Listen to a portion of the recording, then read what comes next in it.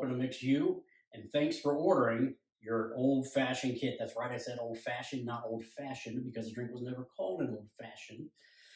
That got added to it somewhere down the line, who knows? But the original drink was created in 1898 by a gentleman by the name of Jacques Straub. As you can tell, this is a cocktail that's very near and dear to me. Spent a lot of time and a lot of resources going into the history of this cocktail.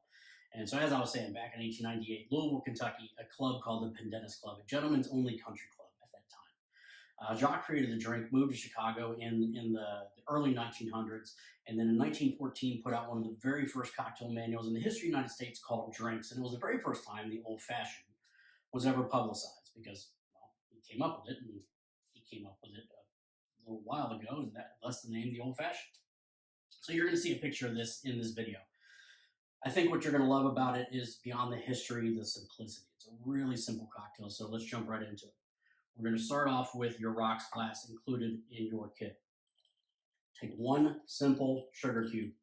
You can add two if you like. If you want a little bit sweeter, totally up to you.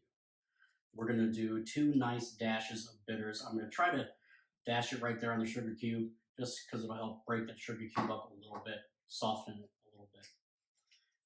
Then we will take your bar spoon, take your muddler, whatever you want to use, and just kind of push on that sugar cube a little bit. It's just going to break it up. Then just make sure we get all that goodness off of that muddler. Okay, we're halfway there. So far, so good. Notice I'm not muddling an orange and I'm not muddling a cherry because you're not supposed to muddle the orange and the cherry in the drink. That's not how it was actually created. The orange comes in at the end. The cherry actually never comes in because that wasn't in the recipe. So here I'm going to use a bit of Jim Beam Black bourbon. It's actually the same bourbon that I included. You'll notice your graduated cylinder, your measuring device. It'll have measurings on both the inside and the outside. This one's kind of cool. So I'm going to take half of my bourbon. You'll see the recipe calls for 3 ounces, but I'm going to do 1.5 ounces of bourbon first. I want to go ahead and start to dilute as much, or dissolve really, as much of the sugar as I can. So just going to go ahead and stir that at room temperature. Again, going back to the history of this cocktail, we go into the Pendennis Club. I've been there, the president's a good friend of mine. And you see, this is the steps and the processes that they do to make this drink. It's really, really neat. So it's kind of worth taking that extra step. So take your bar spoons. We're going to stir up that sugar just a little bit. I'm going to go ahead and put the rest of my bourbon here into my measuring cup because I'm going to use it again in just about 5 seconds. So there we go. Away we go with our bourbon. Very easy.